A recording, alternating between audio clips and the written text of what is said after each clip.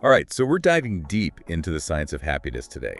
We've got some really interesting research lined up, and honestly, some of it surprised even me. It's a fascinating field. Ready to get started. Absolutely. I think most people assume happiness is just, this fleeting feeling, but it's way more complex than that. It's about well-being and satisfaction and even like a sense of purpose, right? Got it.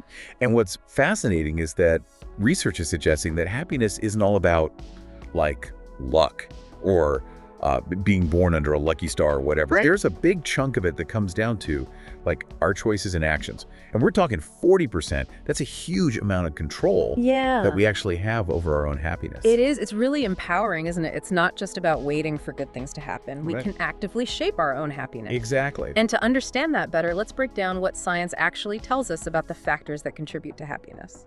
Okay, so let's dig into this happiness pie chart, as some researchers like to call it. Yeah. Well, it starts with our genes. Believe it or not, our genetic makeup accounts for about 50% of our baseline happiness. Oh, wow. So some people might naturally have a more sunny disposition, while others might tend toward a more melancholic outlook. That makes sense, right? Like, we all know people who just seem to radiate positivity no matter what life throws at them. So you're saying those folks might have, like, won the genetic lottery, so to speak. It does seem to play a significant role. But, and this is the crucial part, even if you weren't born with the so-called happy gene, you're not doomed to a life of misery. Okay. Remember that 40% we talked about, the part we can influence. Right. That's where things get really interesting. So even if you don't have that predisposition for like a naturally sunny disposition, there's still so much you can do to boost your happiness levels. Exactly. That's pretty encouraging. It is. But what about the other slice of the pie? We hear so much about needing money or the perfect job to be happy. So where does that fit in? That's the 10% slice, which represents the impact of our circumstances. Okay. And this is where things get a bit surprising. While money certainly helps to a point, like covering basic needs and feeling secure, the research shows that once those basic needs are met, the impact of wealth on happiness actually flatlines. So basically, winning the lottery might not make you as happy as you think. I guess that whole money can't buy happiness thing might actually be true. There's definitely truth to it. And it's not just about money. Even major life events, both positive and negative, tend to have a surprisingly temporary effect on our overall happiness levels. We might experience a surge of joy after a promotion or a dip in mood after a breakup, but we generally tend to return to our baseline level of happiness over time. So what really moves the needle on long-term happiness? If it's not money or big life events, what is it? Drumroll, please, it's our relationships. Oh. This is where the Harvard study, which followed participants for over 75 years, offers some incredible, valuable insights. Wow, 75 years. That's longer than most TV shows run for. It is. It's an incredible study. So basically, having a solid crew of friends and family is more important for happiness than winning the lottery. Who knew? The evidence certainly points in that direction. Wow. The study even found that individuals who achieved incredible success in their careers often weren't truly happy if they felt lonely or isolated in their personal lives. Ah, that's actually kind of heartwarming in a way. It's a good reminder that true happiness isn't about, material possessions or achievements. It's about the connections we build with the people around us. So what does this mean for our listeners? What can they take away from this research? It's a call to action, really. Think about the people who bring you joy and make your life richer. It could be your family, your close friends, even your favorite barista at the coffee shop you frequent. Right. How can you nurture those connections more intentionally? A phone call to a loved one, a shared meal with friends, or even just a heartfelt thank you note can go a long way in strengthening those bonds. That's such a great point. It's easy to get caught up in the hustle and bustle of life and forget to prioritize those meaningful connections. But they truly are the foundation of a happy and fulfilling life. Yeah. Okay, so we've established that strong connections are key. But what about mindfulness? I've heard a lot about the link between mindfulness and happiness. So how does that fit into the picture? Mindfulness is all about being present in the moment without judgment. It's like hitting the pause button on all the mental chatter that constantly fills our minds and simply tuning into our current experience. Okay, I can definitely see how that would be helpful for like managing stress, but how does mindfulness actually boost happiness? Think of it this way. When we're constantly caught up in our thoughts and worries, we tend to miss out on the simple joys of life. Okay. Mindfulness helps us savor those moments, whether it's the warmth of the sun on our skin, the taste of a delicious meal, or the laughter of a loved one. Right.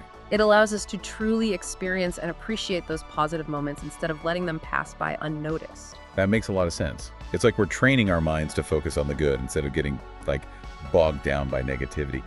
But I have to admit, the whole concept of mindfulness still feels a bit abstract to me. Sure. Any tips on how to actually practice it in everyday life? I'm picturing monks meditating on mountaintops, and that's not exactly my reality. You don't need a mountaintop or a fancy meditation cushion to practice mindfulness. Good. You can find moments of mindfulness anywhere, anytime. Mm. One simple way to start is by bringing your full attention to everyday activities. For example, the next time you have your morning coffee, try savoring each sip. Notice the aroma, the warmth of the mug in your hands, the taste on your tongue. Right. It's like a mini vacation for your mind. I love that. A coffee meditation. Yeah. It's so simple, yet so powerful. Exactly. Okay, so we've got connections and mindfulness as key ingredients for happiness. Mm-hmm.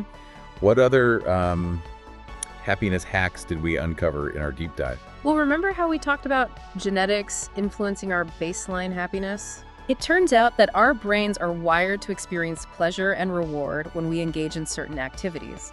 And guess what? Being kind to others activates those same brain regions. So you're telling me that helping others actually makes us happier? Precisely. It's like a happiness boomerang. You throw out kindness and it comes right back to you. I like that. And it doesn't have to be some grand gesture. Holding the door for someone, offering a genuine compliment, donating to a cause you care about, these small acts of kindness can make a big difference, both for the recipient and for your own well-being. I'm definitely going to try that. It's amazing to think that something as simple as being kind can have such a profound impact on our happiness. Okay, so far we've got connections, mindfulness, and kindness. Mm-hmm. Anything else we should add to our happiness toolkit? There's one more piece to the puzzle that we haven't touched on yet, purpose. Oh, okay. Viktor Frankl, a psychiatrist who survived the Holocaust, wrote a powerful book called Man's Search for Meaning, where he explores this idea in depth. Oh, I've heard of that book. Didn't he argue that finding meaning in life is essential for human survival, even in the face of, unimaginable suffering? Exactly. And it's not just about surviving, it's about thriving. Oh. When we live a life that aligns with our values and gives us a sense of purpose, we experience a deeper, more enduring sense of happiness. So it's not just about feeling good in the moment. It's about feeling like our lives have meaning and direction. Yeah. That makes a lot of sense. But how do we actually find our purpose? It feels like such a big, daunting question. It can feel overwhelming, but it doesn't have to be. Okay. Start by asking yourself some simple questions. What are you passionate about? What activities make you feel truly alive and engaged? What are your unique skills and talents? The answer to these questions can offer valuable clues and point you in the right direction. So it's about tapping into what already lights us up, those things that give us a sense of excitement and fulfillment. Mm-hmm. That seems much less intimidating than trying to come up with some grand life purpose out of thin air. But what if your passion is something seemingly insignificant, like collecting bottle caps? Does that still count as a purpose? Absolutely. Purpose doesn't have to be something grand or world-changing. Right. It's about finding something that resonates with you personally and gives you a sense of meaning. Maybe your passion for bottle caps leads you to create an incredible art installation, or maybe it connects you with a community of like-minded collectors. Right. The possibilities are endless.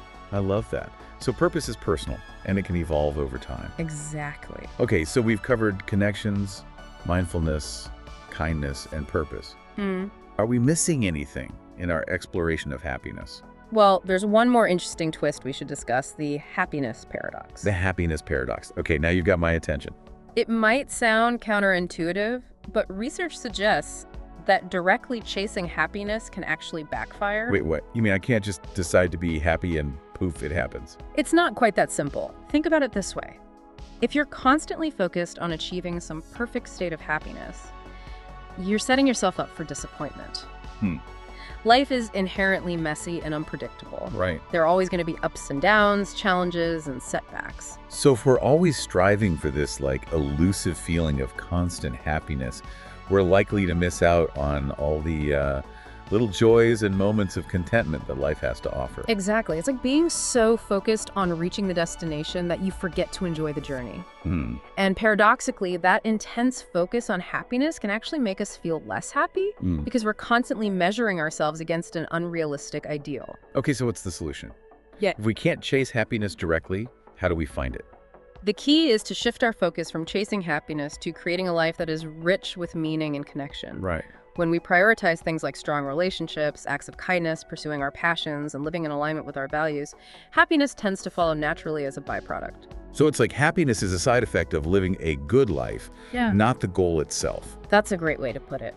It's about cultivating a life that is meaningful and fulfilling and trusting that happiness will emerge along the way. It's about focusing on what we can control, our actions, our thoughts, our relationships, and letting go of the need to force or manufacture happiness. That's a really powerful reframing. It takes the pressure off of constantly striving for some elusive state of bliss and allows us to focus on the things that truly matter. But let's be honest, life isn't always sunshine and roses. Right. There are going to be times when we face challenges, setbacks, maybe even some serious heartbreak. How do we stay resilient in those tough moments when we're feeling like down or discouraged? How do we tap into those happiness resources we've been talking about? That's where the real power of these tools comes into play. Okay. Strong relationships provide a sense of support and belonging, reminding us that we're not alone in our struggles. Mindfulness helps us navigate difficult emotions without getting overwhelmed or swept away by negativity. Acts of kindness, even small ones, can shift our perspective and remind us that we have the power to make a positive impact even when things feel challenging. And having a sense of purpose gives us something to hold on to, even when we're facing adversity. Yeah. It's like having an anchor in the storm. It reminds us why we keep going, even when it's tough. Exactly. And remember, resilience isn't about never feeling pain or sadness. It's about having the strength to bounce back, to learn from those experiences, and to keep moving forward. Right. It's about recognizing that setbacks are an inevitable part of life, and that we have the inner resources to navigate those challenges and emerge stronger on the other side. So even when we're going through a rough patch, we can still find moments of joy, connection, and meaning. Absolutely. It's about focusing on what we can control, even amidst the chaos and uncertainty. Yeah. It's about choosing hope and resilience over despair. And that's an incredibly empowering message. Because no matter what life throws at us, we always have a choice in how we respond.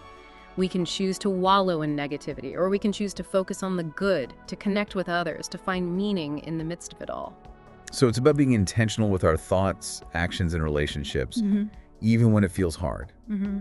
It's about choosing to cultivate happiness, even amidst the challenges. Precisely. And remember that happiness isn't a destination, it's a journey. Right. It's about embracing the ups and downs, learning from our experiences, and constantly striving to live a life that feels authentic and meaningful. Wow, that's actually really inspiring. It feels like we've been given a whole new roadmap for navigating the complexities of happiness. It's not about waiting for some magical moment or external circumstance. It's about making choices day after day that align with our values and bring us closer to the life we want to live. Absolutely. And the beautiful thing is, it's never too late to start. This has been such an eye-opening conversation. I feel like I'm walking away with a whole new perspective on happiness, and hopefully our listeners are feeling the same way. It really is, yeah. It's a reminder that happiness is something we cultivate and nurture, not something we just stumble upon. It's an ongoing process of making choices that align with our values and lead us toward a more fulfilling life. Exactly. And what's so empowering is that it's never too late to start making those choices. Right. Remember that happiness pie chart we discussed earlier? 40% of it is within our control. That's right. So let's talk about action steps. Okay. What's one small change our listeners can make today to start, boosting their happiness levels? Oh, there are so many possibilities. It could be as simple as reaching out to a friend you haven't spoken to in a while, taking a few minutes to practice mindfulness, or doing something kind for a stranger. Those are all great ideas.